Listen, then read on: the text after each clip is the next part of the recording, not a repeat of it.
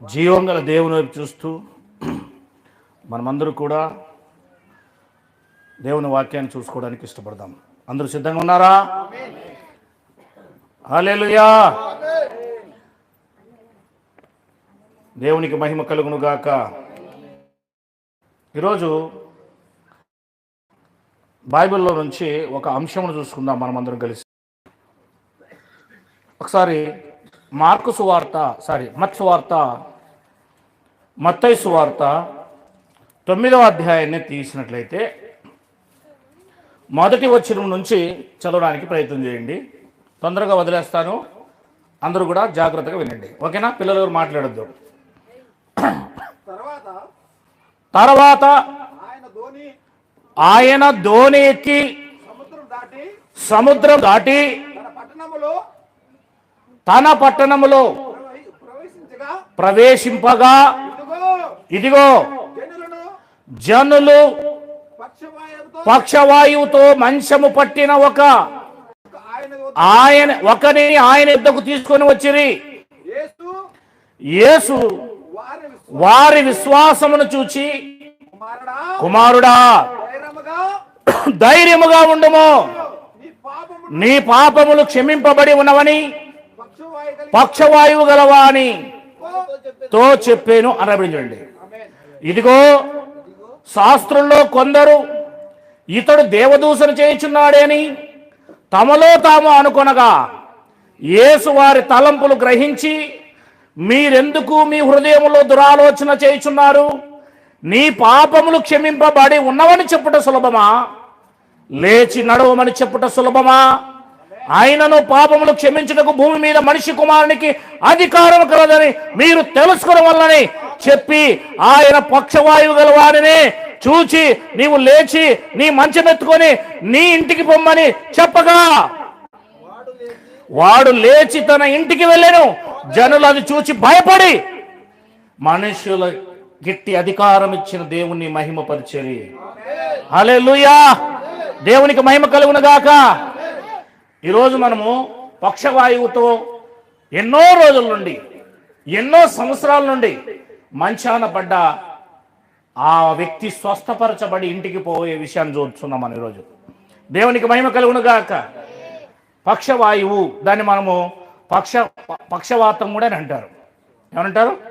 పక్షవాతం వచ్చింది అని అంటూ ఉంటారు. సైన్స్ ప్రకారంగా ఈ పక్షవాతమును లేదా పక్షవాయువును 4 రకాలుగా విభజించారు. సైన్స్ ప్రకారంగా వీటిని 4 రకాలుగా విభజించారు. ఒకటి మోనోప్లేజియా అనే పేరుతో పిలుస్తారు. ఇది ఒకే అవయవంపై ఆ యొక్క ఎఫెక్ట్ను చూపిస్తుంది.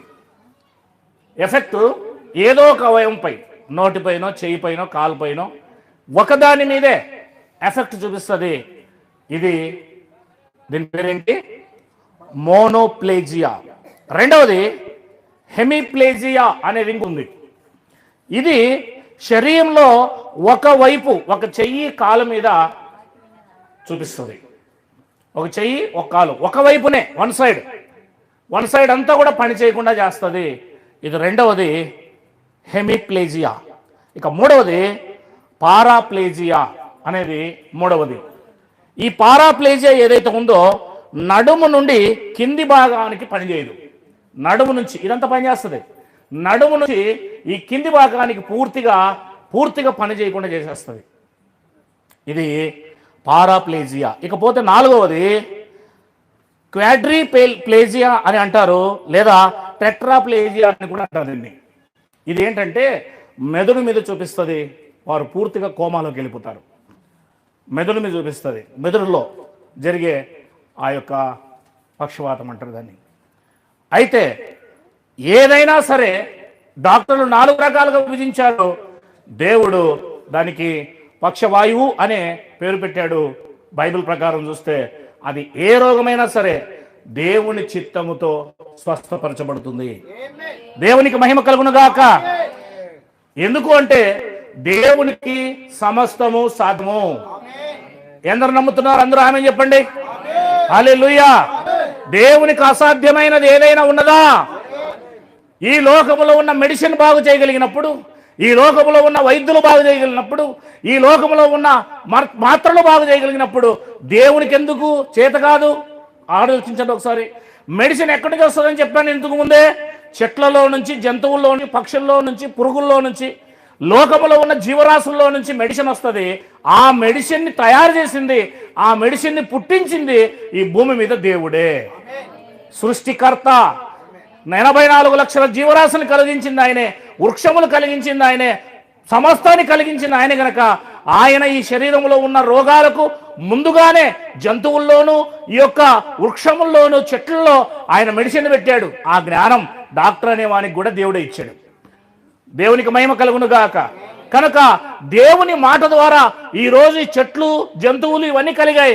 వాటి ద్వారా మనకు మెడిసిన్ వస్తుంది, ఆ మెడిసిన్ మనల్ని స్వస్థపరుస్తుంది అన్నప్పుడు దేవుని మాట ద్వారా కలిగిన మెడిసినే, దేవుని మాట ద్వారా కలిగిన జీవరాశుల్లోంచి, వృక్షాల్లోంచి వచ్చిన మెడిసినే మనిషిని బాగా చేయనప్పుడు దేవుని మాట శక్తి ఎంత గొప్పదో గమనించండి. ఇంకా హల్లెలూయా. ఆ వృక్షాల దగ్గరికి, ఆ జంతువుల దగ్గరికి, లేదా శాస్త్రవేత్తలు తయారు చేసిన మెడిసిన్ దగ్గరికి వెళ్లకుండానే దేవుడు తన మాటను విడుదల చేస్తే స్వస్థత కలుగుతుంది. హల్లెలూయా. విశ్వసించువానికి సమస్తము సాధ్యమే, నమ్మువానికి సమస్తము సాధ్యమే. దేవుడు సమస్తము చేయగల సమర్థుడని ఈ భూమి మీద ఆయన ఈ యొక్క స్వస్థతను చేసి చూపించాడు. ఈ స్వస్థత వెనుక ఆయన ఒక విషయం చెప్పాలనుకుంటున్నాడు. అది ఏమిటో మనం జాగ్రత్తగా చూడడానికి ప్రయత్నం చేద్దాం. ఇంకొక దగ్గరికి వెళ్దాం. లూకా 5వ అధ్యాయం 17వ వచనం. లూకా 5వ అధ్యాయం 17వ వచనం. లూకా సువార్త 5వ అధ్యాయం 17వ వచనం. ఒకనాడు ఆయన బోధించుచుండగా గలిలియా యూదా దేశముల ప్రతి గ్రామము నుండి, యెరూషలేము నుండి వచ్చిన పరిసయ్యులను, ధర్మశాస్త్ర ఉపదేశకులను కూర్చొని ఉండగా ఆయన స్వస్థపరుచున్నట్లు ప్రభు శక్తి ఆయనకు ఉండెను. దేవునికి మహిమ కలుగును గాక. ఆయనకి ఏముందంట? యేసుక్రీస్తు వారికి ఏముందంట? శక్తి ఉంది. ప్రతి రోగమును, ప్రతి వ్యాధిని, ప్రతి దాన్ని కూడా స్వస్థపరచగల శక్తి యేసుక్రీస్తు వారికి ఉంది. ఇదిగో కొందరు మనుషులు పక్షవాయువు గల ఒక మనుషుని మంచం మీద మోసుకొని వానిని లోపలికి తెచ్చి, ఎక్కడికి? ఇంట్లోకి ఆయన ఎదుట ఉంచుటకు ప్రయత్నం చేసిరు. కానీ జనులు గుంపు కూడి ఉండినందున వానిని లోపలికి తెచ్చుటకు వల్లపడకపోయెను గనుక ఇంటి మీదకెక్కి పెంకులు విప్పి మంచముతో కూడా యేసు ఎదుట వారి మధ్యన వాణ్ణి దింపిరి. ఎవరిని? పక్షవాయువు గల వాడిని మంచముతో సహా దింపారు. ఆయన వారి విశ్వాసమును చూసి, మనుషుడా, నీ పాపములు క్షమింపబడేవన్నీ వానితో చెప్పగా శాస్త్రులు, పరిసయ్యులు దేవదూషణ చేయుచున్న ఇతడెవడు? దేవుడు ఒక్కడే తప్ప మరి ఎవడు పాపములు క్షమింపగలడని ఆలోచించుకుని సాగిరి. యేసు వారి ఆలోచన ఎరిగి మీ హృదయాల్లో ఏమి ఆలోచిస్తున్నారు? నీ పాపములు క్షమింపబడి ఉన్నవని చెప్పుట సులభమా? నీవు లేచి నడవమని చెప్పుట సులభమా? అయితే పాపములు క్షమించటకు భూమి మీద మనిషి కుమారునికి, అనగా నాకు అధికారం కలదని మీరు తెలుసుకోవాలని వారితో చెప్పి, పక్షవాయువు గల వారిని చూచి నీవు లేచి నీ మంచం ఎత్తుకొని నీ ఇంటికి వెళ్ళమని నీతో చెబుతున్నాను. వెంటనే వాడు వారి ఎదుట లేచి తాను పండుకొని ఉన్న మంచం ఎత్తుకొని దేవుని మహిమపరుచుతూ తన ఇంటికి వెళ్ళాను. అందరూ విస్మయం ఉంది. నేడు గొప్ప వింతలు చూచితిమి అని దేవుని మహిమపరచుతూ భయపడుతూ ఏం చేయాలి? భయంతో ఏమయ్యారు? వాళ్ళతో నిండుకొనిరి. దేవునికి మహిమ కలుగును గాక. హల్లెలూయా. అల్టిమేట్ గా ఈ 17 నుంచి 26 వచనాల్లో ఒక విషయాన్ని యేసుక్రీస్తు వారు ఈ యొక్క గొప్ప స్వస్థతను బట్టి చెప్పాలని చూస్తున్నాడు. చెప్పకనే చెప్పేశాడు. ఏంటది? మనిషి కుమారుడు పాపాలు క్షమించగలడు. హల్లెలూయా. ఏంటి? రోగం పోవాలంటే ముందు పాపం పోవాలి. ఏం పోవాలి? పాపం పోవాలి. అసలు రోగాలు వచ్చేదే పాపం వల్ల. దేనివల్ల? పాపం వల్లే రోగాలు వస్తాయి. పాపం వల్లే రోగాలు వస్తాయి. కనుక పాపము వలన ఇతనికి ఏమొచ్చి మంచాన పడి ఉన్నాడు ఇన్ని రోజులు అంటే పాపం వలన పక్షవాయువు వచ్చి పడి ఉన్నాడు. ఇప్పుడు 2వ అధ్యాయం మార్కు సువార్త దగ్గరికి వెళ్దాం. అక్కడ చాలా చక్కగా మార్కు గారు వివరంగా చెప్పారు. ఇదే విషయాన్ని మనం జాగ్రత్తగా చదువుకుంటూ నేను విశ్లేషణ చేసుకుంటూ వెళ్తాను. మీరు జాగ్రత్తగా వినడానికి ప్రయత్నం చేయండి. ఇకపోతే 2వ అధ్యాయం 1వ వచనం ఇప్పుడు మీరు చదవండి. కొన్ని దినములైన పిమ్మట ఆయన మరలా కపెర్నహూములోనికి, అది మ్యాటర్. ఇది అక్కడ ఇక్కడ రాయబడలేదు, మీరు వినాలమ్మా జాగ్రత్తగా, ఇంకా నా వైపు చూడాలా. కపెర్నహూములోనికి యేసుక్రీస్తు వారు ఇది 2వసారి రావడం. ఎలా అంటే వచ్చాడంటే ఇంకోసారి రావడం కదా, ఇది అంతకుముందు కూడా వచ్చాడు. బాగా వినండి, అంతకుముందు వచ్చినప్పుడు స్వస్థత చేయగల సమర్థుడని, ఆయన మాటల్లో నమ్మకం ఉందని, ఆయనకు ఏదైనా సాధ్యమని అక్కడున్న ప్రజలకు తెలుసు గనక ఏం చేశారో తెలుసా? 3వ వచనం, కొందరు పక్షవాయువు గల ఒకని మనిషిని 4 చేత మోయించుకొని ఆయన యొద్దకు తీసుకుని వచ్చారు. హల్లెలూయా. ఆల్రెడీ ఇంతకు ముందు వచ్చినప్పుడు ఎన్ని రోగాలున్నా, ఎన్ని సమస్యలున్నా, ఎన్ని వ్యాధులున్నా అవన్నిటిని స్వస్థపరిచింది ఏదో అక్కడ ఉన్న వాళ్ళు చూశారు. అందుకే 2వసారి వచ్చినప్పుడు లేదా మరలా వచ్చినప్పుడు ఈయన ఎవరినైనా సరే స్వస్థపరచగలడు, ఈయనకు ఏ వ్యాధైనా స్వస్థపరచగల శక్తి ఉంది, ఈయన ఏదైనా చేయగలడని యేసు ప్రభువుని నమ్మారు గనక ఆ సమయంలో ఈ వ్యాధి గలవాడు ఎవరు, పక్షవాయువు గలవాడు, అంతకు ముందు వచ్చినప్పుడు వీనికి వ్యాధి లేదేమో, వాడికి తర్వాత వచ్చినట్టుంది. ఆ తర్వాత వీడొక్కడు మాత్రమే ఆ ఊర్లో కనబడుతున్నాడు, మిగిలిన వారందరూ కూడా అంతకుముందే బాగైపోయినట్లున్నారు, వీడొక్కడే మిగిలి ఉన్నాడు. ఏం చేశారంటండి?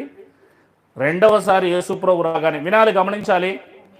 యేసుక్రీస్తు నమ్ముకోవడమే కాదు కానీ మనము నమ్మిన తర్వాత ఆయన శక్తిని గ్రహించడం నేర్చుకోవాలా, ఆయన శక్తిని సమాజానికి చెప్పడం నేర్చుకోవాలా. హల్లెలూయా. అర్థమవుతుందా?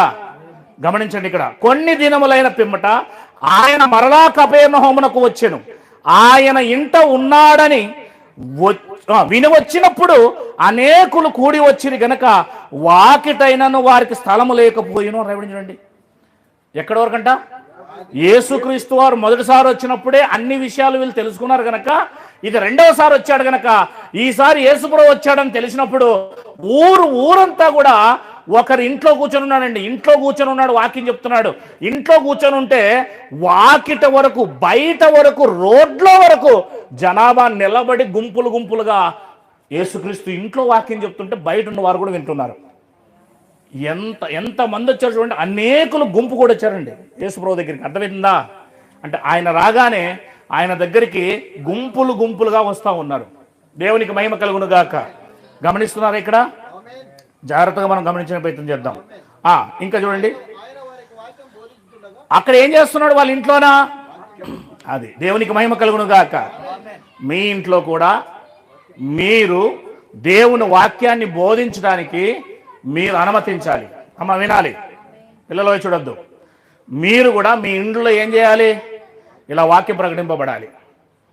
మీ ఇంట్లో కూడా వాక్యం ప్రకటింపబడితే మీరు సర్వత్రా అంటారు కదా, మీరు సమస్త విషయంలో ఆశీర్వదింపబడతారు. ఎందుకంటే దేవుని వాక్యమే దేవుడై ఉన్నాడు.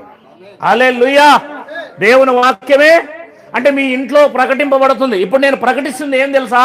దేవుని వాక్యం, దేవుని మాట, దేవుని వాక్కు అంటే దేవుడే మీకు ప్రకటింపబడుతున్నాడు. ఇల్లు ఆశీర్వదింపబడుతుంది. మీ ఇంటికాడ మీరు ప్రార్థనలు పెట్టుకుంటే మీ ఇల్లు ఏమవుతుంది? ఆశీర్వదింపబడుతుంది. దేవునికి మహిమ కలుగును గాక. కనుక ఆశీర్వాదం కావాలా? అదిగో ఈ ఇంట్లో నుంచి ఇప్పుడు ఏం పోతా ఉంది? వాక్యం పోతా ఉంది. వాక్యం వినడానికి ఎంతమంది వచ్చారు? అనేకులు వచ్చి రోడ్డు మీద నిలబడ్డారంట. ఆఖరికి డోర్లోంచి లోపల పోవడానికి ఏం లేదు, స్థలమే లేదండి. లోపల వరకు లోపల ఆయన వాక్యం చెప్తుంటే బయట నిలబడుకొని వాక్యం వింటున్నారు. అయితే ఏం జరిగిందంటే కొందరు అంటే వీరు విశ్వాసులు అని అర్థం.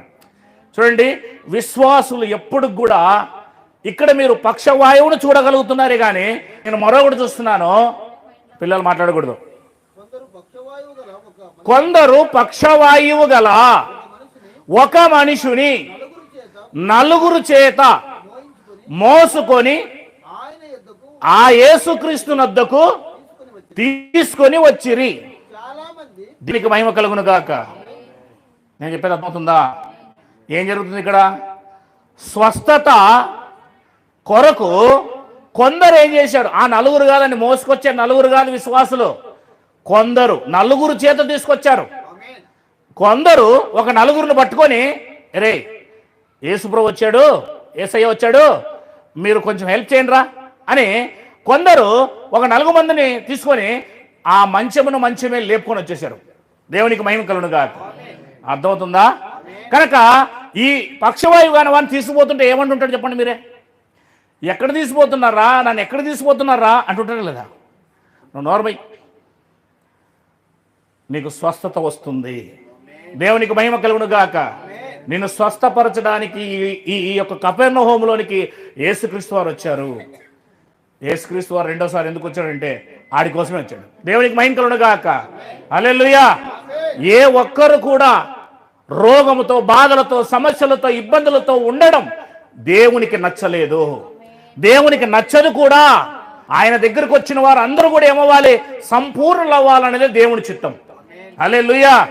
కనుక యేసుక్రీస్తు వారు అక్కడ మాట్లాడుతున్నాడు వాక్యము. విశ్వాసులు ఎలా ఉండాలి తెలుసా? యేసు ప్రభు యొక్క గొప్పతనాన్ని ఎరిగిన వారే ఆ కొందరండి. ఇప్పుడు ఇక్కడ పక్షవాయువు అంటే ఇది శరీర సంబంధమైన రోగము. ఈరోజు ఈ భూమి మీద ప్రతి మనిషి ఆత్మ సంబంధంగా పక్షవాయువు కలిగి ఉన్నాడు. ప్రతి మనిషి పాపి. ప్రతి మనిషి కూడా పాపంతో కొట్టుమిట్టాడుతున్నాడు. ప్రతి మనిషి కూడా అంతర్పురుషుడు పక్షవాయువుతో ఉన్నాడు, పక్షవాతంతో ఉన్నాడు. ఆ మనుషుల్ని మనం ఏం చేయాలి? యేసు ప్రభు, వీళ్ళు విశ్వాసులు. ఈ కొందరెవరు? విశ్వాసులు. ఎలా విశ్వాసులు? యేసుక్రీస్తు వారు స్వస్థపరచగలరన్న విశ్వాసం ఈ కొందరికి ఉంది. ఈ కొందరెవరు? సంఘానికి వచ్చే మనం. హల్లెలూయా. మీరేం చేయాలి? యేసుక్రీస్తు పాపాలు క్షమించగలడు. యేసుక్రీస్తు వారు పాపము నుంచి తీసివేసి మనల్ని పరలోకానికి తీసుకెళ్తాడు. మనకు ఆత్మ సంబంధమైన పక్షవాయువు అనే రోగం ఉంది, పక్షవాతం అనే రోగం ఉంది. ఆ రోగాన్ని బాగు చేస్తాడు. ఆ ఆత్మ సంబంధమైన రోగం బాగైతేనే మనము పరలోకానికి వెళ్తాం, పరిపూర్ణులుగా వెళ్తాం అని ఆత్మ సంబంధమైన రోగాన్ని వెళ్ళగొట్టడానికి ఈ కొందరు ఏ రకంగా అయితే సమాజంలోకి వెళ్ళి రోగం గల వారిని చూసి ఎత్తుకొని వచ్చారో అదే ప్రకారం మనమందరూ కూడా ఏం చేయాలి? ఆ ఇంట్లో పాపులు లేరా? ఆ ఇంట్లో పక్షవాతం లేదా? ఆ ఇంట్లో పక్షవాతం లేదా? ఆ ఇంట్లో పక్షవాతం లేదా? ఏ మనిషికి రోగం లేదు చెప్పండి? ఇప్పుడు ఏ మనిషి పనికా చెప్పండి? అందరూ పాపం చేసి దేవుడు అనుగ్రహించు మహిమను పొందలేకపోతున్నారు. నీతిమంతుడు లేడు, ఒక్కడు లేడు. అందరూ రోగం గలవారే. ఇప్పుడు చెప్పండి, ఈ గ్రామంలో ఉన్న వారందరూ ఆత్మ సంబంధమైన పక్షవాయువు గలవారు, పక్షవాతంతో ఉన్నారు. ప్రతి ఒక్కరిని కూడా ఎత్తుకురావాల్సిన బాధ్యత విశ్వాస అయిన ఆ కొందరికి ఉన్నది. దేవునికి మహిమ కలుగును గాక. ఆ కొందరికి, విశ్వాసి అయిన ఆ కొందరికి ఉన్నది. ఇప్పుడు మనం ఏం చేయాలి? ఎందుకంటే ప్రతి మనిషి జన్మత, కర్మత పాపము గలవాడు. మనిషి జన్మత, కర్మత. జన్మత మొదటి మానవుడికి పుట్టాం గనక ఆ మానవుడు పాపం చేయడం వల్ల అతనిలో నుండి రక్తం పంచుకొని వస్తున్నాం గనక స్వభావంలో కూడా పాపం అనేది వచ్చేస్తుంది. అందుకే 1.5 సంవత్సరం పిల్లోడు అప్పుడప్పుడే మాటలు కూడా సరిగ్గా రానోడు, జ్ఞానం కూడా సరిగ్గా లేనోడు, Johnny yes papa, eating sugar, no papa, మరి ఏంట్రా నోటికంతా అంటుకుంది, అబద్ధం చెప్తున్నాడు. ఎవడు చెప్పమన్నాడు? వాళ్ళ అని చెప్పాడా? స్వభావం. ఇక్కడంతా కూడా షుగర్ అంటుకుంది, చక్కెర అంతా అంటుకుంది. చేతిలో డబ్బా చేతిలో పట్టుకున్నాడు, ఓ చేతిలో ఆడంటాడు Johnny yes papa, eating sugar, no papa. మరి ఇదేంది?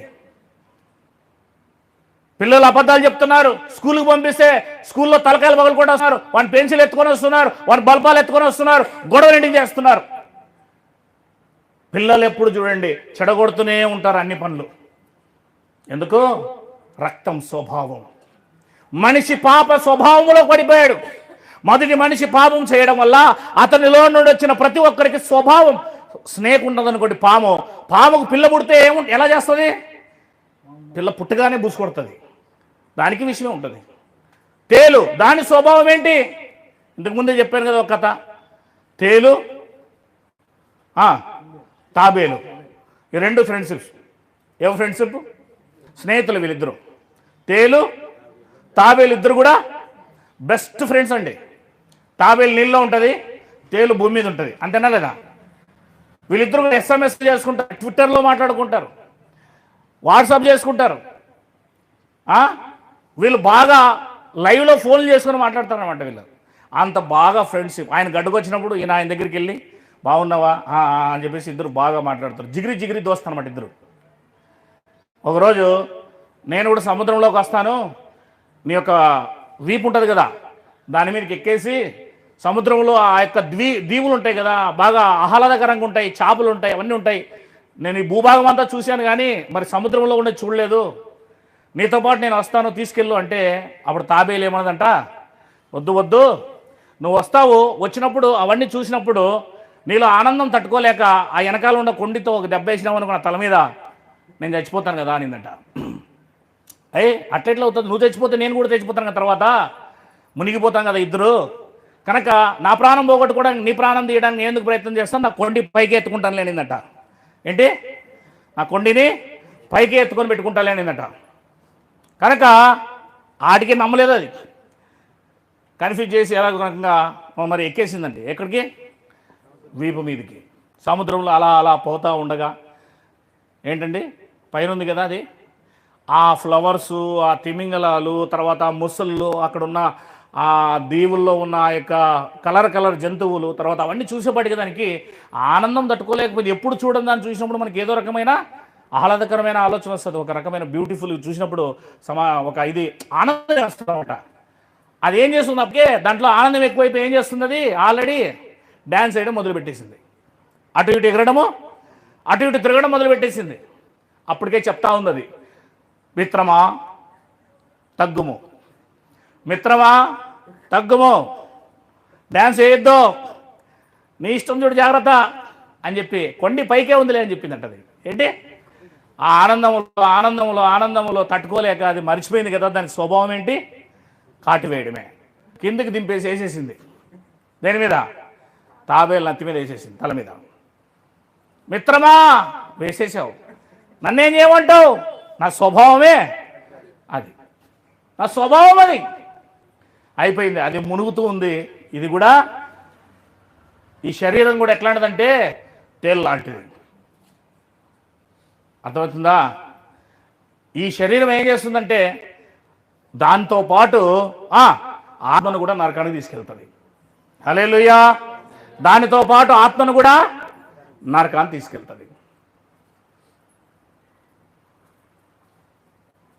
వింటున్నారా, వాకింగ్ జాగ్రత్త వింటున్నారా. దాంతో పాటు ఏం తీసుకెళ్తుంది, ఆత్మను కూడా నరకాన్ని తీసుకెళ్తుంది. విందాం జాగ్రత్తగా బైబిల్ని. జన్మత మనిషి ఏమై ఉన్నాడమ్మా, కర్మత మనిషి ఏమై ఉన్నాడమ్మా, అది పాపం వల్ల వచ్చి జీతము. రోమపత్రిక 6:23 వచ్చిన ఫాస్ట్గా చదవాలి మీరు, 3-4 ఉన్నారు ఇక్కడ. రోమపత్రిక 6:23 వచ్చిన ఎవరు చదివినా తీసుకుంటా నేను. ఏలయనగా పాపం వలన వచ్చు జీతం మరణం. అదిగో నరకం. మరణం అంటే అర్థం ఏంటి తెలుసా, పాపం వల్ల వచ్చే జీతం అంటే పాపం వల్ల వచ్చే ఫలితం ఏంటి అంటే మనిషి నరకానికి వెళ్తాడు. మరణం అంటే నరకము, నీ ఆత్మ నరకానికి వెళ్తుంది అని అర్థం. శరీర సంబంధమైన మరణం ప్రతి ఒక్కరికి వస్తుంది, కానీ మనిషి జన్మత కర్మత పాపి కనుక వానిలో ఉన్న ఆత్మ నరకమంలోకి వెళ్తుంది. పాపం వల్ల వచ్చే జీతం నరకం అనే మరణం. యోహాను సువార్త 8వ అధ్యాయము, యోహాను సువార్త 8వ అధ్యాయము 21వ వచనం చూద్దాం. 8వ అధ్యాయం 21వ వచనం చదువుదాం. అమ్మ వింటున్నారా అందరూ ఇక్కడ. మరి ఒకప్పుడు యేసుక్రీస్తు వారు, నేను వెళ్తున్నానండి, ఈ లోకమును వదిలి వెళ్తున్నాను, మీరు నన్ను వెదుకుదురు గాని మీ పాపములోనే ఉండి చనిపోదురు. మీరు మీ పాపంలోనే ఉండి చనిపోదురు. ఏమంటున్నాడండి, మీరు మీ పాపంలోనే ఉండి చనిపోదురు. మరి వింటున్నారా, మీరు మీ పాపంలోనే ఉండి చనిపోతారు. పాపంలో ఉండి చనిపోతే ఏమవుతుందంట, నేను వెళ్ళు చోటుకి మీరు రారు. అంటే యేసుక్రీస్తు వారు ఎక్కడికి వెళ్ళారు చనిపోయిన తర్వాత, పరలోకానికి వెళ్ళారు. పాపంలో ఉండి చనిపోతే, పాప క్షమాపణ జరగకుండా చనిపోతే నరకానికి వెళ్తాం. అర్థమవుతుందా. పాపాలు ఏం కావాలి, క్షమించబడాలి. కానీ చాలామంది తమ పాపాలు క్షమింపడం కోసము ఎన్నో మతాచారాలు చేస్తారండి కదా, ఎన్నెన్నో మతాచారాలు చేస్తారు పాపాలు క్షమింపబడడం కోసం. ఏం చేస్తారు చెప్పండి, పుణ్యకార్యాలు, గంగ స్నానాలు, యజ్ఞయాగాలు, దాన ధర్మాలు కదా, ఇవన్నీ చేస్తే పాపాలు క్షమింపబడతాయా? రంగుబట్లు మారిస్తే పాపాలు క్షమింపబడతాయా? కొన్ని రోజులు మాత్రమే భక్తి కలిగి ఉంటే పాపాలు క్షమింపబడతాయా? మన పాపాలు తీసేయాలంటే ఎవరి వల్ల అవుతుంది? ఒకవేళ నువ్వు చేసే పుణ్యకార్యాల వల్ల పాపాలు క్షమింపబడితే ఇంక దేవుని గొప్పతనం ఏంటి? ఇంక దేవుడి గొప్పతనం ఏముందండి? నువ్వు చేసావు గనక పాపాలు క్షమింపబడుతున్నాయి. ఇంక దేవుడు ఎందుకు మధ్యలో? దేవుని గొప్పతనం ఏంటి? దేవుని గొప్పగా ఏం చేయాలి మరి ఇప్పుడు? చెప్పండి మీరే. పుణ్యయాగాలు చేస్తే పాపాలు క్షమింపబడవు, డబ్బులు అయిపోతాయి అంతే. ఏమైపోతాయి? పైసలు అయిపోతాయి. బైబిల్ అది చెప్తుంది. కనుక పాపాలు క్షమింపబడాలంటే ఏం చేయాలి?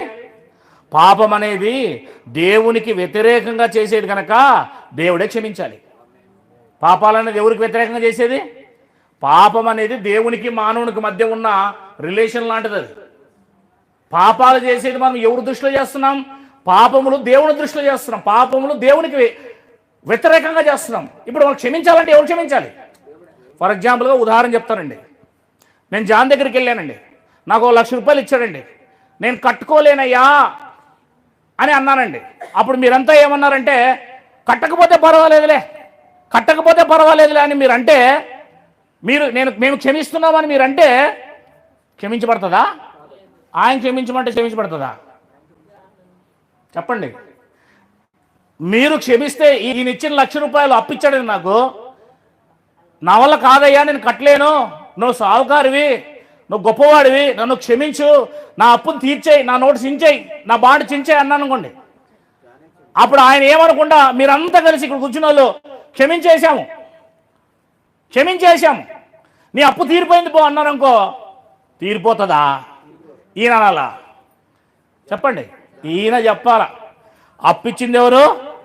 మనం ఎవరి దగ్గర అయితే అప్పు తీసుకుంటామో అతను, సరే పో, నీ బాండ్ చించేస్తున్నాడు, నువ్వు నాకు అప్పు ఇవ్వాల్సిన అవసరం లేదు, నా అప్పు తీర్చాల్సిన అవసరం లేదని అతను చెబితే అప్పుడు నా అప్పు తీరిపోతుంది. మీరు 1,000,000 మంది వచ్చి చెప్పినా కూడా అప్పు తీరదు. అలాగే అప్పు చేసింది నేను ఆయనతో గనక ఆయన క్షమించాలా, పాపం చేసింది నేను దేవునితో గనక ఆయన క్షమించాలా. అది అప్పుడు దేవుని గొప్పతనం వస్తుంది. నువ్వు యాగాలు చేసి, నువ్వు రంగుబట్టలు వేసుకొని, నువ్వు 40 రోజులో 50 రోజులో 70 రోజులో ఏదో చేస్తానంటే, నీ సొంత క్రియలతో, నీ స్వనీతితో, నువ్వు చేసే క్రియలతో నువ్వు పాపక్షమాపణ పొందుకుంటే దేవునికేం గొప్పతనం వస్తుందండి? దేవుని వల్ల మనకేం భాగ్యం దొరుకుతుందండి? ఇంకా దేవుడు పక్కకు పోవాల్సిందే. ఇప్పుడు ఏమంటావు తెలుసా? దేవుని దగ్గరికి వెళ్ళి పరలోకానికి, నువ్వేం చేసావని మా కోసం మేమే అన్ని రకాల పుణ్యయాగాలు, దానాలు, ధర్మాలు, గంగయాగాలు అవి చేసి ఇవి చేసి అక్కడ తిరిగి ఇక్కడ తిరిగి పాపాలు క్షమించుకున్నాం, మా క్రియల వల్ల పాపాలు క్షమించుకున్నాం, నీ హస్తం ఏమి లేదు అని ఆయన పైకి లేచి కూర్చుంటాను నేను అని చెప్పేసి ఆయన సింహాసనం మీద కూర్చునే రకం మనం. పైగా నువ్వు మా కష్టాల ద్వారా మా యొక్క డబ్బులు ఖర్చు పెట్టుకొని మేము ఎన్నో యాగాలు చేసి, మేము ఎన్నో పుణ్యాలు చేసి, మేమేదో గంగ స్నానాలు చేసి, అవునా లేదా, మేమే నిష్ఠగా బతికి మా పాపాలు క్షమించుకొని వచ్చాం. నీ ప్రేమేమి ఉందయ్యా ఇందులో? బాగా కూర్చున్నావు సింహాసనం మీద, ఇక్కడ లే అనే రకం మనం. ఎట్లా అవుతుందండి? దేవుడే కరుణ చూపించాలి, దేవుడే జాలి చూపించాలి, దేవుడే మనల్ని ప్రేమించాలి, దేవుడే పోన్లే అని చెప్పేసి మనల్ని ఉచితముగా క్షమాపణ ఇవ్వాలి. దేవుని ప్రమేయం ఉండాలి. అర్థమవుతుందా? నీ ఇష్టానుసారంగా నీవే పాపాలు పోగొట్టుకుంటానంటే ఎట్లా అవుతుంది? 4వ అధ్యాయం రోమిలికి రాసిన పత్రిక 4వ అధ్యాయం చదవండి సార్, మొదటి వచనం నుంచి. కాబట్టి శరీర విషయమై మన మూల పురుషుడగు అబ్రహాముకు ఏమి దొరికేను అందము? అబ్రహాము క్రియల మూలముగా నీతిమంతుడని తీర్చబడిన ఎడల అతనికి అతిశయ కారణం కలుగును గాని అది దేవుని ఎదుట కలగదు. అబ్రహాము నేను నీతిగా బ్రతికాను, నీతిగా జీవించాను అని అతను అనుకుంటే ఏమవుతుందంట? అతిశయం వస్తుందంట. ఏమొస్తుంది? అతిశయం వస్తుంది. అతిశయం వస్తుంది లేదా? వస్తుంది. కానీ దేవుని ఎదుట అదేం కాదు. చదవండమ్మా, చదవాలి. లేఖనం ఏమి చెప్పుచున్నది? అబ్రహాము దేవుని నమ్మాను, అది అతనికి నీతిగా ఎంచబడిన. అది నువ్వు దేవుణ్ణి నమ్మితే దేవుడే ఉచితంగా నిన్నేం చేయాలి? క్షమించాలి, నిన్ను నీతివంతునిగా చేయాలి, నిన్ను పరిశుద్ధునిగా చేయాలి. అది ఆయన ప్రమేయం. నేను అది చేశాను, ఇది చేశాను, ఇన్ని కార్యాలు చేశాను, అన్ని కార్యాలు చేశాను, ఇన్ని ఉపవాస దినములు ఉన్నాను అంటే నువ్వు క్రియలు చేసి, నువ్వేదో మంచి కార్యాలు చేసి, ఆ మంచి కార్యాల ద్వారా నీతిమంతుడు, పరిశుద్ధుడు, పాపక్షమాపణ జరుగుతుంది అనుకుంటే అది నువ్వు చేసుకున్న పని ద్వారా అప్పుడు నీకు అతిశయం వస్తుంది, నీకు గర్వం వస్తుంది. మాట్లాడదమ్మా, అతిశయం వస్తుంది, గర్వం వస్తుంది. దేవునికి మహిమ కలుగును గాక. ఎప్పుడైతే కిందకు వస్తే ఇంకా చాలా బాగా చెప్పాడు. పని చేయవానికి జీతము రుణమే గాని దానమని ఎంచబడదు. అవునా లేదా? పని చేసేవాడు ఉదయం నుంచి సాయంత్రం వరకు గిద్దోని మీద పని చేస్తాడు. ఓ దగ్గర పని చేసిన తర్వాత ఆయన బయలుదేరు గనక సాయంకాలము తే అని అంటాడండి. ఏమంటాడు? తే 1000 రూపాయలు దే. పని చేయి వానికి జీతము రుణమే గాని దానం అనేంచబడదటండి. రుణం. ఎందుకంటే ఉదయం నుంచి నాకు ఇప్పటి వరకు పనిచేసాడు కనుక నేను అతనికి రుణపడి ఉన్నాడు. అతను నేనేమై ఉన్నాను? రుణపడి ఉన్నాను. రుణం అంటే జీతం అతనికి నేను ఇవ్వాలి. పని చేసి జీతం తీసుకోవడంలో అతని యొక్క పని చేసాడు కనుక జీతం తీసుకుంటున్నాడు. అది దానం అనేంచబడదు. ఏమంచబడదు? అదిగో తీసుకో. అతను ఇట్లా ఇసురుపారేసాను అనుకో దానంలాగా. ఏమబ్బా ఏమి పొద్దు నుంచి నేను పని చేసినా ఇక్కడ ఆడుకోలేదు, నువ్వు బిచ్చి వేసినట్లు వేస్తున్నావే, ముందు 1000 రూపాయలు అని అంటాడు. పని చేసినాడు, గొడవ పడతాడు, రా పోలీస్ స్టేషన్కి పోదాం అంటాడు, కోర్టు కాస్త చూడంటాడు. అదే దానం చేసేవాడైతే అట్లా అంటాడా? అమ్మా ఇంత అన్నం ఉంటే ఏంటమ్మా, అమ్మా ఆకలిస్తుందమ్మా, వారం రోజులు అయిందమ్మా ఆకలిస్తుంది. అట్లా అడుగుతాడా? ఏయ్ ఇస్తావా లేదు అంటాడా? ఎలా అడుగుతాడు? అడగడంలో తేడా ఉంటుంది. అమ్మా అమ్మా అమ్మా మనం దేవుని దగ్గర ఎలా ఉండాలా?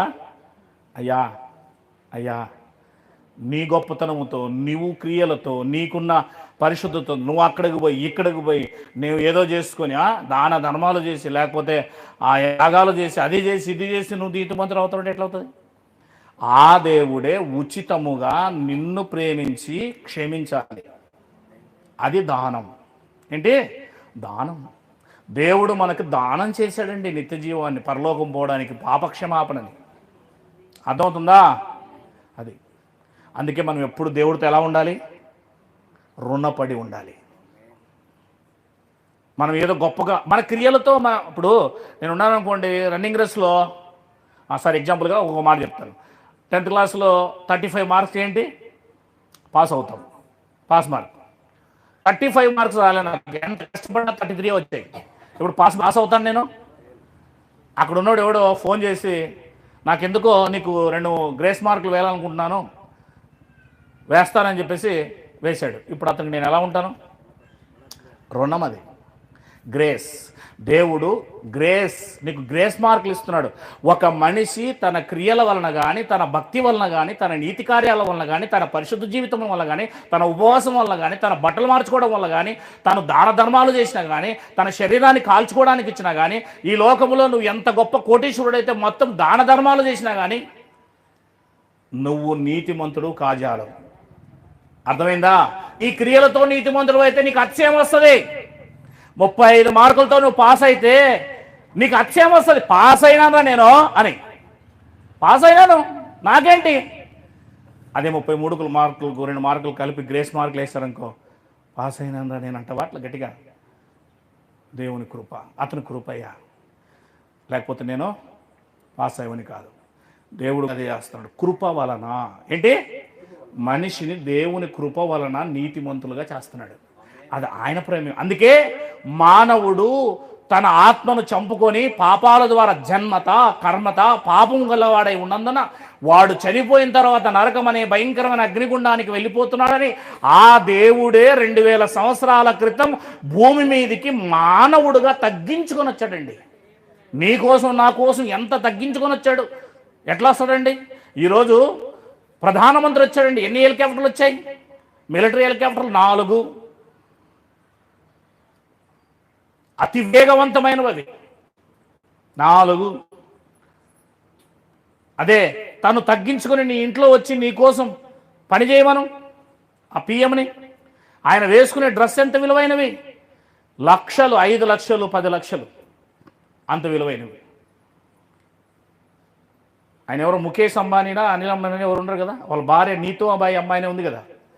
రోజుకు తన ఆరోగ్యం 150 సంవత్సరాలు బతకాలని ఆమె తన ఆరోగ్యం నిమిత్తం రోజుకి 20 లక్షలు పెడుతుందంట ఖర్చు, రోజుకి 20 లక్షలు. తన ఆరోగ్యం నిమిత్తము ఆమె 150 సంవత్సరాలు నేను బతికే తీరాలి భూమి ఉందని తన ఆరోగ్యం నిమిత్తము 20 లక్షలు ఖర్చు పెడుతుందంట ఆమె. ఒక రోజుకి 20 లక్షలు. ఆలోచన చేయండి. దేవుడు వాళ్ళని ఆ రకంగా పెడితే దేవుడు ఎంత గొప్పవాడై ఉండాలి. ఇంత మహా సృష్టిని కలిగించిన వాడు, మహా ఆకాశాన్ని, సూర్య చంద్ర నక్షత్రాలు, గాలి, నీరు, నింగి, నేల, 84 లక్షల జీవరాశుల్ని, మనుషుల్ని, ఇంత మహా సృష్టిని మనిషే జ్ఞానంతో ఇంకా పట్టుకోలేకపోతున్నాడు. ఇంత మహాలోకాలను కలుగజేసిన ఆ దేవుడు ఒక మానవుడుగా నీ కోసం నరకానికి పోకూడదని తను తాను తగ్గించుకొని భూమి మీదకి 2000 సంవత్సరాల క్రితం వచ్చి 33.5 సంవత్సరాలు బ్రతికి నీ కోసం ఆయన ఉమ్మించుకొని, నీ కోసం తన్నించుకొని, నీ కోసం కొట్టించుకొని, నీ కోసం అవమానాలు పడి, నీ కోసం ప్రతి విషయంలో కూడా ఆయన మౌనంగా ఉండి ఆ శిలువలో 6 గంటల సేపు నిలబడి వెన్నెముక పట్టుకోబోయి చేతులు విరిగిపోయి ఆఖరికి అతను రక్తపు బొట్టు, చివరి రక్తబొట్టు కార్చి, తండ్రి వీరేమి చేయుచున్నారు, వీరెరగరు, వీరిని క్షమించమన్న గొప్ప శకపురుషుడు యేసుక్రీస్తు వారు. దేవునికి మహిమ కలుగును గాక. అంటే ఆ దేవుడు మానవుడుగా వచ్చి నీ కోసం నీతో ఉండి ఎలా బ్రతకాలో, ఎలా జీవించాలో ఆ 33.5 సంవత్సరాల్లో నీకు మాదిరిని చూపించి, ఇలా బ్రతికి ఇలా జీవించండి, నేను వెళ్ళిపోతున్నాను పరలోకానికి, స్వర్గానికి, మీరు కూడా ఇలా బ్రతికి ఇలా జీవిస్తే నన్ను నమ్ముకొని నా వెంట వచ్చేస్తారని చెప్పేసి వెళ్ళిపోయాడు. ఆయన చూపించి వెళ్ళిపోయాడు, మార్గం అడుగులు చూపించి వెళ్ళిపోయాడు. దేవునికి మహిమ కలుగును గాక. మన పిల్లలతో అంటుంటాం, ఏదైనా నీళ్ళలో పోయేటప్పుడు కానీ లేకపోతే కొంచెం ఇట్లా అవతలు దాటాలేటప్పుడు, రే నేను ముందు పోతాను తర్వాత రారా భయపడుతురు అంటాం. నేను ముందు పోతా, నా అడుగుల్లోనే అడుగేసుకుంటూ అవతలకు రా, ఏం మునిగిపోలే అని మనం ఏ రకంగా అయితే అడుగులో అడుగు వేసుకుంటూ వారికి చూపించుకుంటూ వెళ్తామో అదే విధముగా యేసుక్రీస్తు వారు మనకి లోకంలో పరలోకానికి పోయే మార్గం ఇచ్చాడు. యేసుక్రీస్తు వారు పరిశుద్ధుడు గనక, నీతిమంతుడు గనక, నిర్దోషి గనక ఆయన గొర్రె పిల్ల వంటి నిష్కలంషమైన రక్తాన్ని కార్చి మనందరి పాపాలు క్షమించాడు. దేవునికి మహిమ కలుగును గాక. కనుక పాపములు అనే జాబితా ఎవరి దగ్గర ఉందండి? మన పాపములు జాబితా దేవుని దగ్గర ఉన్నది గనక ఆయనే క్షమించాలి. ఈయన నాకు అప్పిచ్చాడు గనక మీరందరూ వచ్చి అప్పు తీరిపోయింది పో అంటే మాత్రం అప్పు తీరిపోదు. ఈయనే నా ఎదురుగా అప్పు తీరిపోయింది అని నోటు చింపేసి కాల్చేస్తే అప్పుడు నా పాపాలు క్షమింపబడతాయి, నా అప్పు తీరిపోతుంది. దేవుడు ఈ లోకంలో నీ అంతకు నీవే ఏ ఒక్కటి కూడా నీ పాపాలు క్షమించవు. ఏమండి, చంద్రబాబు నాయుడు గారు రుణమాఫీ చేయాలా? ముఖ్యమంత్రి అయితే గిరిజన బ్రదర్ చేస్తే కూడా సరిపోతుందా?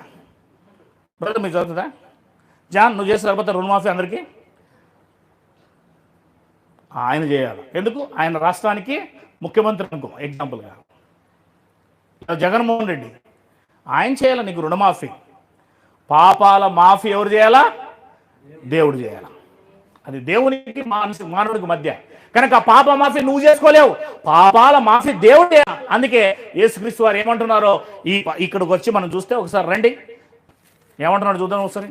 మార్కు సువార్త 2వ అధ్యాయం ఫాస్ట్. ఎక్కడ ఆపాము? జాన్ కాన్. కొందరు పక్షవాయువు గల ఒకనిని 4 చేత మోయించుకొని ఆయన ఎద్దకు తీసుకొని వచ్చిరి. చాలా మంది కూడి ఉన్నందున వారు ఆయన ఎద్దకు చేరలేక, ఎందుకంటే బయట వరకు ఉన్నారు కదా, లోపల ఉన్నాడు ఆయన. ఆయన ఉన్న చోటికి పైగా ఇంటి కప్పు విప్పి సందు చేసి పక్షవాయువు గలవాని పరుపుతోనే దింపేశారంటండి. దేవునికి మహిమ కలుగునుగా. ఒకవైపున జనాభా చాలా మంది ఉన్నారు, లోపల యేసుక్రీస్తు వారు కూర్చున్నారు. ఈ మంచంతో పాటు లోపల తీసుకెళ్దామంటే ఈ జనాభా అంతా కూడా పోనివ్వడం లేదు, గుంపు చాలా ఉంది. అప్పుడు ఏం చేశారంటే, సరేలేరా ఎందుకు లాస్ట్లో చూసుకుందాం, లేకపోతే మళ్ళీ తీసుకెళ్ళి అక్కడ పెట్టేద్దాం అనుకోలేదండి. ఎలాగైనా సరే వీడు స్వస్థత పొందుకుంటాడు, మాకుందా విశ్వాసం, ఎలాగైనా యేసు ప్రభు స్వస్థత వీనికి చేస్తాడు, వీని లేపుతాడు అని ఆ కొందరు విశ్వాసులు ఎవరైతే ఉన్నారో పట్టు విడవక పైకి ఎక్కారండి. ఎక్కడికి ఎక్కారు? అప్పట్లో పెంకుటిల్లు కనుక పైకి ఎక్కారండి. ఎక్కి మంచాన్ని కూడా పైకి తీసుకున్నారండి. తీసుకొని యేసుప్రభువు వారు ఎక్కడ బోధ చేస్తున్నారో, వాక్యం చెప్తున్నారో అక్కడ పెంకులన్నీ పీకేసి మంచం కిందికి దింపేశారండి. హల్లెలూయా. చూసారా ఏం విశ్వాసం ఉందో వీళ్ళకి? ఒక విశ్వాసి, యేసును ఎరిగిన విశ్వాసి, నీకు ఎలాంటి విశ్వాసం ఉండాలో తెలుసా? యేసుక్రీస్తు వారికి సమస్తము సాధ్యమనే విశ్వాసం ఉండాలి. ఈ ఊర్లో ఉన్న పక్షవాయువు గలవారిని, ఈ ఊర్లో ఉన్న వ్యాధి గలవారు అందరినీ కూడా నువ్వు ఎవరి దగ్గర తీసుకురావాలి? ఆత్మ సంబంధమైన రోగం కలిగిన వారిని ఎవరి దగ్గర తీసుకురావాలి? యేసు దగ్గరికి పట్టుకోరావాలి. యేసు ముందు వాళ్ళు నిలబెట్టాలి. వారి లోపల ఆత్మలో ఉన్న ఆ పక్షవాయువు ఏదైతే ఉందో దాన్ని దేవుడే స్వస్థపరచాలి. దేవునికి మహిమ కలుగును గాక. ఆయనకు భౌతికమైన లేదా శరీర సంబంధమైన రోగాల మీదను ఆత్మ సంబంధమైన రోగాల మీదను యేసుక్రీస్తు వారికి అధికారం ఉన్నది. హల్లెలూయా. ఎందుకంటే ఆయన మన శరీరాన్ని పుట్టించింది దేవుడే, మన ఆత్మను పుట్టించింది అంతరాత్మను దేవుడే. దేవునికి మహిమ కలుగును గాక. ఆయనకు సమస్త మీద ఏముంది? అధికారం ఉన్నది. చదువుదాం, కంటిన్యూ అవుదాం. ఇంకా ఏమంటున్నాడు ఇక్కడ? యేసు వారి విశ్వాసమును చూసి ఏం చూశాడు? ఏమండి, విశ్వాసం లేకుండా ఏది సాధ్యం కాదు. ఏమ్మా ఇక్కడ కూర్చున్నాను, మీ అందరికీ చెప్తున్నా, దేవుని పట్ల మీకు విశ్వాసం ఉండాలి, దేవుని పట్ల మీకు నమ్మకం ఉండాలి. దేవుడు ఏదైనా చేయగలడు అనే నమ్మకం మీలో ఉంటేనే మీరు ఏదైనా దేవుడి నుంచి పొందుకోగలరు. ఇది దేవుడు చేస్తాడా, ఇది దేవుడు చేస్తాడా, ఇది ఎక్కడ చేస్తాడు, ఇది అవుతుందా అని మీరు అనుమానపడితే, మీరు అవిశ్వాసం కలిగి ఉంటే దేవుడి నుంచి ఏది పొందుకోలేరు. ఎబ్రీ పత్రిక 11:6 ఏం రాయబడింది చూడండి. అవిశ్వాసం పొంది ఉండకూడదు. 11:6 వేగం, పేపర్లు కలుసుకుంటున్నాయి ఇంకా మీకు. విశ్వాసం లేకుండా దేవునికి ఇష్టడై ఉండుట అసాధ్యం. విశ్వాసం లేకుండా దేవునికి ఇష్టడై ఉండుట అసాధ్యం. దేవుని యొద్దకు వచ్చేవాడు ఆయన ఉన్నాడనియు తన్ను వెదుకు వారికి ఫలం దయచేయవాడని నమ్మవలను కదా. హల్లెలూయా. అర్థమవుతుందా? నీకు దేవుని పట్ల విశ్వాసం లేకపోతే నువ్వు ఏం కాలేవు? ఆయనకు నువ్వు ఇష్టడు కాలేవు. ఆయన ఎందుకు విశ్వాసం ఉంచితే నువ్వు ఇష్టడు కాలేవు. కానీ బైబిల్ ఏం చెప్తుంది? ఆయన ఉన్నాడని నమ్మాలి. ఆయన వద్దకు మనం వస్తే నాకు ఏదైనా సరే దయచేయగలవాడని నమ్మాలి. దేవునికి మహిమ కలుగును గాక. ఆ విశ్వాసమే మనిషిని ఏం చేస్తుందంటే స్వస్థపరుస్తుంది. ఆ విశ్వాసమే మనిషిని ఏం చేస్తుందంటే ఆశీర్వదింపజేస్తుంది. ఆ విశ్వాసమే మనల్ని గొప్పవారం చేస్తుంది. విశ్వాసం లేకుండా ఏ కార్యము జరగదు. ఇక్కడ ఏమంటున్నారు? కొందరు వారికి ఉన్న విశ్వాసం చేత యేసుప్రభువు వారిని ఆ బిడ్డ యేసుప్రభువు వారి దగ్గరికి ఆ పక్షవాయు గలవాన్ని తీసుకొచ్చారు. చదవండి 5వ వచనం. యేసు వారి విశ్వాసమును చూచి, ఎవరి విశ్వాసము? పక్షవాయువు గలవానికి అసలు విశ్వాసమే లేదు. పక్షవాయువు గలవాడు ఊరికే మంచాన పడ్డాడు. వాళ్ళు ఎవరో విశ్వాసులు కొంతమంది ఎత్తుకొని వెళ్ళిపోదామరా అన్నారు, ఎత్తుకొని తీసుకొస్తున్నారు. దేవునికి మహిమ కలుగును గాక. వాడేమో ఎక్కడ తీసుకుపోతున్నారా వీళ్ళు అనుకుంటుంటాడు. నేనేమైనా పోయినానుకున్నాను అప్పుడు తీసుకుపోయి అనుకుంటుంటాడు. ఒక మాట చెప్పాలంటే కనుక ఎక్కడ తీసుకెళ్తున్నాడంటే మంచం మీద నీవు ఎల్లప్పుడూ ఉండడానికి వీలు లేదు. మంచం మీద నుండి దేవుడు నిన్ను లేప సమర్థుడు. ఏ మనిషి వ్యాధిలో, ఏ మనిషి పాపములో, ఏ మనిషి కూడా రోగములో ఉండటం అనేది దేవునికి ఇష్టము లేదు. అందరూ బాగుండాలన్నది దేవుని కోరిక. కానీ మనంతకు మనమే ఏం చేస్తామో దేవునికి విరోధంగా పాపాలు చేసి లేనిపోనివన్నీ కూడా మనం తెచ్చుకుంటాం. అది ఇక్కడ జరిగిండేది. కనుక ఇతను ఏం జరిగింది చూడండి. తర్వాత అప్పుడు ఏమన్నాడంట? నీ పాపములు క్షమింపబడి ఉన్నావని పక్షవాయువు గలవాంతో చెప్పాడంటండి. ఏమని చెప్పాడు? నీ పాపాలు క్షమింపబడి ఉన్నాయని చెప్పాడండి. ఈ మాట ఎప్పుడైతే చెప్పాడో, ఏమండి ఇప్పుడు ఆ పై నుంచి పెంకులు తీసి ఆ మంచంతో పాటు కిందికి తిప్పారు కదా, వారి విశ్వాసమును చూచి ఇక్కడ ఈ మంచంలో కిందికి దిగాడు కదా, ఈ పక్షవాయువు గలవాడు కిందికి దింపారు కదా, కిందికి వచ్చాడు కదా, ఆయన ముందుకు వచ్చాడు కదా, అతనితో ఏమంటున్నాడండి? నీ రోగం బాగైంది పో అనాలా? నీ పాపాలు క్షమింపబడ్డాయి పో అనాలా? ఏది మేలు చెప్పండి? పాపాలు కింద రాయబడిందండి 9వ వచనంలో. ఆయనే ప్రశ్న వేస్తున్నాడు. నీ పాపములు క్షమింపబడి ఉన్నవని చెప్పుట సులభమా, నీవు లేచి నీ పరుపెత్తుకొని నడవమని చెప్పుట సులభమా? ఏ సులభం మీరు చెప్పండి? ఈజీ ఏదే? పక్షవాయువు అనే రోగము డాక్టర్లు కూడా బాగా చేస్తారు. మెడిసిన్ కూడా బాగా చేస్తుంది. అవునా లేదా? అవునా లేదా? పాపాలు ఎవ్వడూ బాగు చేయలేడు, పాపాలు ఎవ్వడూ తీసేయలేడు. నేను చెప్పేది అర్థమైందా? అంతే. ఏది సులభం? స్వస్థపరచుట సులువు, పాపాలు తీసివేయట సులువైన పనిగా అది. దాన్ని కేవలం దేవుడు అక్కడే చేయాలా. ఎవరు చేయాలా? అక్కడ రాబడి చూడండి 7వ వచనంలో, వారు ఇతడు ఎందుకు చెప్పుచున్నాడు, ఇట్లెందుకు చెప్పుచున్నాడు, దేవదూషణ చేయించున్నాడు కదా, దేవుడు ఒక్కడే తప్ప పాప క్షమాపణ చేయగలవాడెవరు? ఎవరండి పాప క్షమాపణ చేసేది? దేవుడు ఒక్కడే చేయాలి పాపాల క్షమాపణ. ఎందుకంటే మనిషి దేవునికి విరోధంగా పాపం చేశాడు కనుక మనిషిని ఏమండి, నేను తప్పు ఇందాక చెప్పే ఎగ్జాంపుల్, ఇంకో ఎగ్జాంపుల్, ఇప్పుడు ఈయన పట్ల నేను తప్పు చేశాను అనుకోండి, సారీ ఎవరికి చెప్పాలి? క్షమించమని ఎవరిని అడగాలి? ఈయన అడగాలి. అయ్యా జాన్, నీ పట్ల నేను పొరపాటు చేశాను, నీ కోసం నేను తప్పు మాట్లాడానో నాకు క్షమించు. అది విలియంతో చెప్తే ఒప్పుకుంటాడు. అయినా జాన్తో కాకుండా విలియంతో చెప్తే ఒప్పుకుంటాడా? స్టెఫెన్తో చెప్తే ఒప్పుకుంటాడా? గిద్దెన్తో చెప్తే ఒప్పుకుంటాడా? నేను వాళ్ళ దగ్గరికి వెళ్ళి మీ పట్ల నేను తప్పు చేశానని చెప్పేసి వాళ్ళతో తప్పు చేయకపోయినా ఈయనకు చెప్పాల్సింది మీకు చెప్తే ఒప్పుకుంటాడా? ఆయన దగ్గరికి వెళ్ళాలి. నేను ఎవరి ఎడల పాపం చేశాను, ఎవరెడల తప్పు చేశాను? నా దేవుని ఎడల తప్పు చేశాను, నా దేవునికి విరోధంగా పాపం చేశాను. నా పాపాల చిట్ట, నా పాపాల పుస్తకం ఎవరి దగ్గర ఉంది? ఎవరి దగ్గర ఉంది? నా హిస్టరీ అంతా ఎవరితో ఉంది? ఆయన మాత్రమే. ఎవరైతే బుక్లో రాసుకున్నాడో ఆయన మాత్రమే తుడిచి వెళ్ళాడు. హల్లెలూయా. అంతే లేదా? ఆయన రాసుకొని పెట్టుకున్నాడు, ఆయన మాత్రమే ఏం చేయాలా? ఎలా తుడుస్తాడు? యేసు క్రీస్తు అనే పరిశుద్ధమైన రక్తము ద్వారా నీ పాపములన్నీ కూడా రాయబడిన ఆ పుస్తకం ఉంది కదా, ఆ పత్రం ఉంది కదా, దాన్ని ఆయన రక్తము ద్వారా మొత్తం టోటల్గా తుడిచిపడేసేస్తాడు. హల్లెలూయా. ఆ రక్తాన్ని ఏం చేస్తాడంటే నీ పాపాల చిట్ట మీద ఇట్లా విసురుతాడు, జిమ్ముతాడు. అప్పుడు అందులో ఉన్న పాపాలన్నీ క్షమించి వైట్ పేపర్ అయిపోతుంది. దేవునికి మహిమ కలుగును గాక.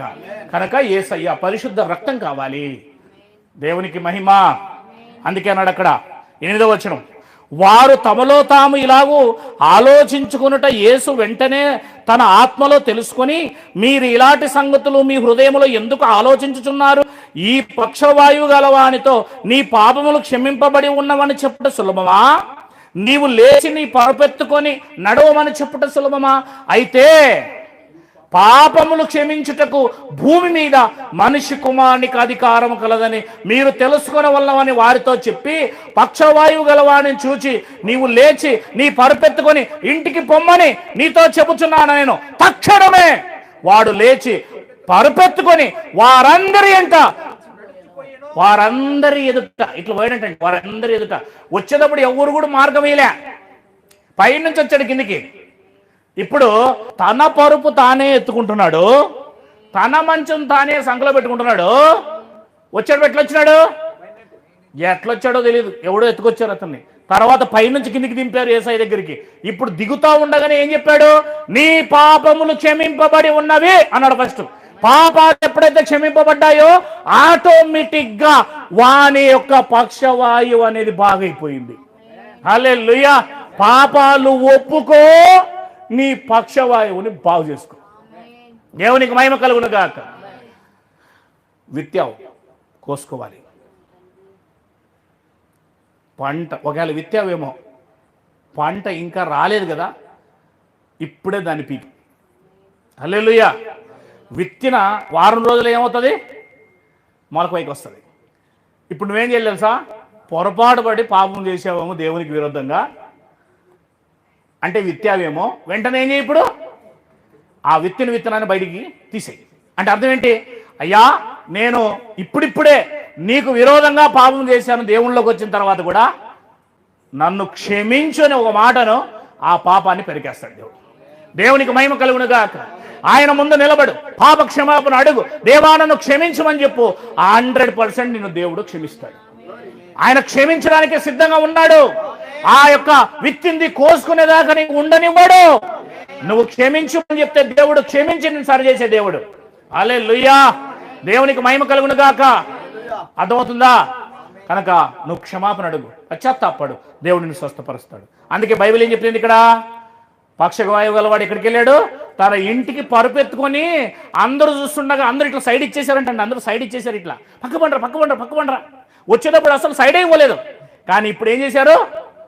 అందరూ పక్క పండ్రా అంటూ అందరూ విచిత్రంగా ఆశ్చర్యంగా వేలాది మంది ఉన్నారు అక్కడ.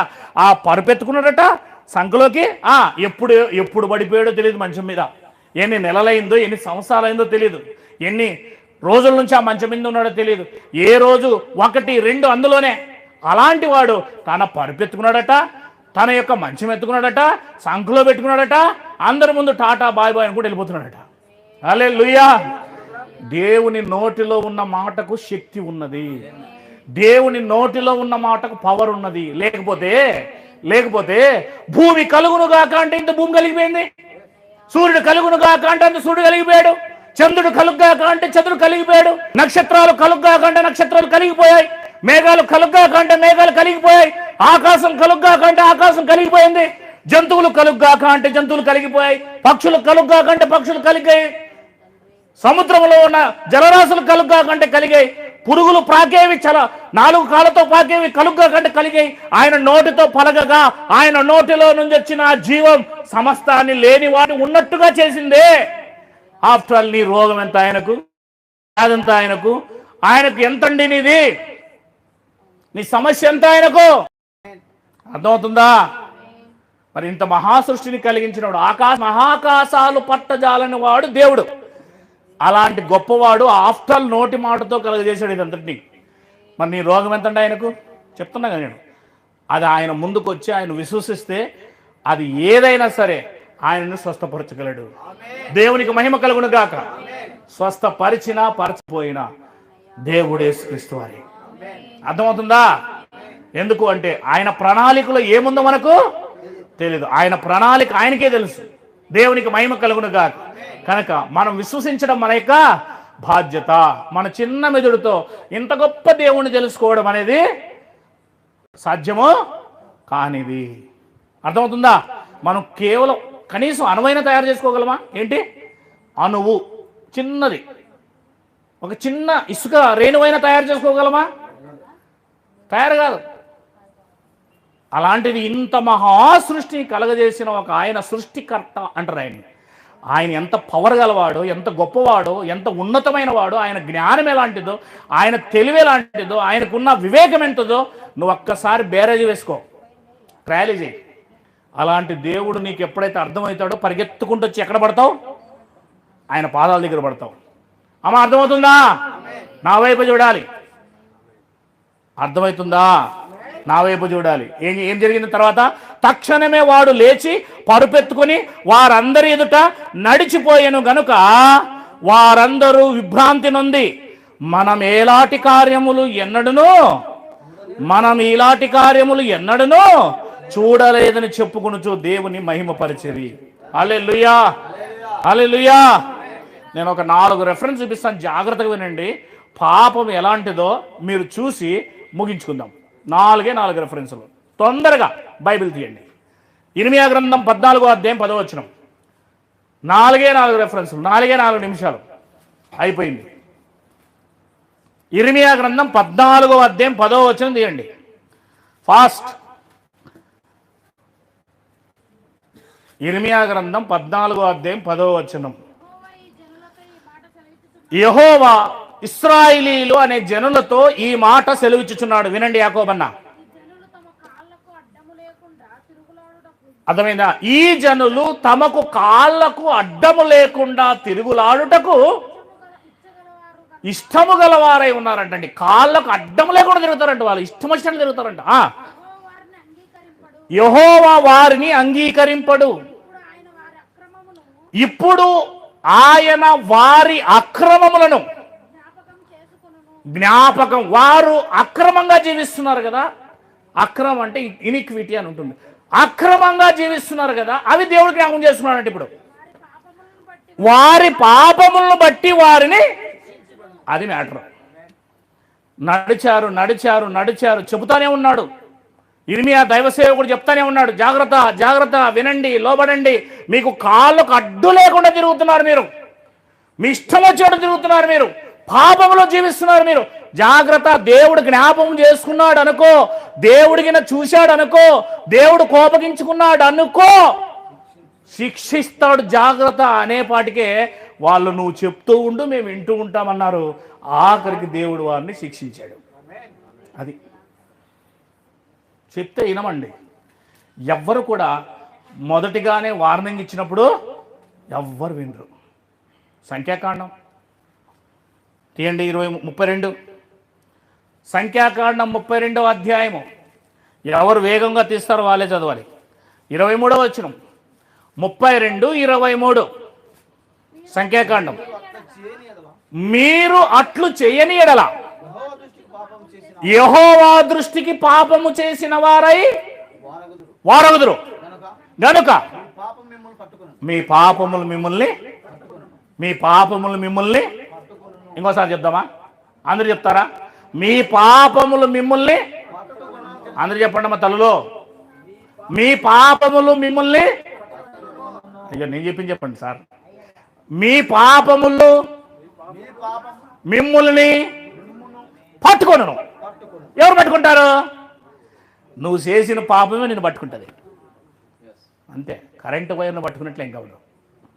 నువ్వు చేసిన పాపం ఏదైతే ఉందో అదే నిన్ను పట్టుకుంటుంది. ఇట్లే విడిచిపెట్టదు, అదే పట్టుకుంటుంది నిన్ను, అదే గొంతు పిచ్చుకుతుంది నేను, అదే నీ కుతుకు పిచ్చుకుతుంది. జాగ్రత్త మళ్ళీ అదే నిన్ను అంతం చేస్తుంది. బైబిల్ చెప్తుంది, దేవుని మాట చెప్తుంది, మీరు పాపం చేస్తే అది మిమ్మల్ని పట్టుకుంటుంది. చూడు జాగ్రత్త. ఒకరోజు నెహెమ్యా గ్రంథం 9వ అధ్యాయం 37, నెహెమ్యా గ్రంథం 9వ అధ్యాయం 37. అమ్మా వింటున్నారమ్మా? వింటున్నారా? అయితే ఏం చెప్పాలి? మా పాపములను బట్టి దేవుడా నీవు మా మీద నియమించిన రాజులకు అది అతి విస్తారముగా ఫలమిచ్చుచున్నది.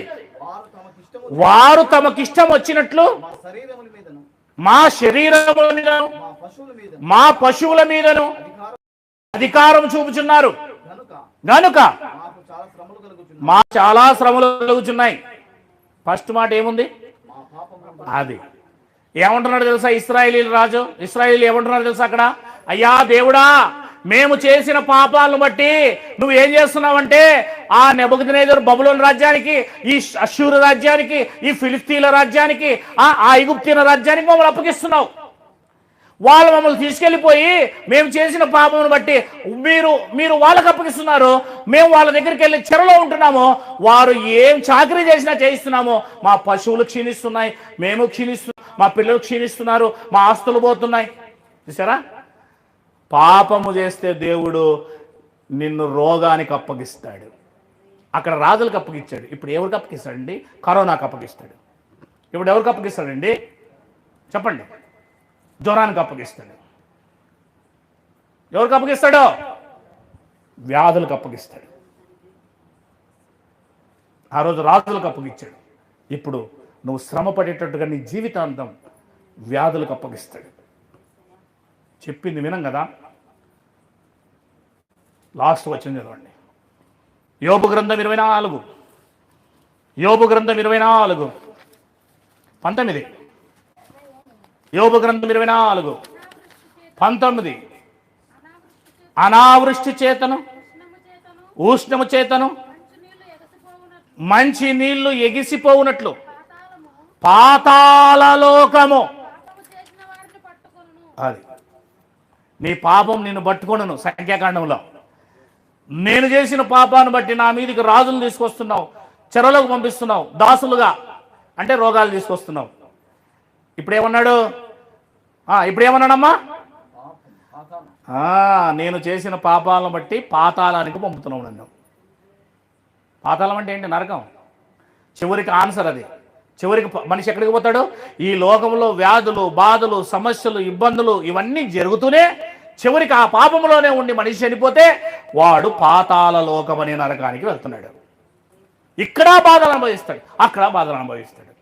ఇక్కడైతే తాత్కాలికంగా శరీరంలో, అక్కడైతే యుగ యుగములు శాశ్వతం నిత్యం నరకములు అగ్నిములో బాధపడాల్సి వస్తుంది. ఎప్పటికీ కూడా తిరిగి రాని లోకం అది. ఒక్కసారి ఆత్మలోకానికి వెళ్తే తిరిగి రాదు, నిత్య శిక్ష అని బైబిల్ చెప్తుంది. ఆలోచన చేయండి, పాపం అనేది ఎంత భయంకరమైనదో. అందుకే మనం ఎంత చెప్పినా కూడా వినకపోతే ఏమన్నాడు తెలుసా? 29వ అధ్యాయము సామెతల్లో, ఎన్నిసార్లు గద్దించినను లోబడని వాడు మరి తిరుగు లేకుండా హఠాత్తుగా నాశనమగును. ఎన్నిసార్లు చెప్పినా గద్దించినా లోబడడు. చివరికి దేవుడు ఏం చేస్తాడంట? మరి తిరుగు లేకుండా హఠాత్తుగా వాడిని నాశనం చేసేస్తాడంట. ఇంకొద్దులేరా నీతో నాకెందుకు, ఈ భూమిని సృష్టించింది నేనే, తిండి పెట్టేది నేనే, 70-80 సంవత్సరాలు నీకెందుకురా, ఇంక టికెట్ తీసుకుని అంటాడు. కనుక పశ్చాత్తాపడదాం.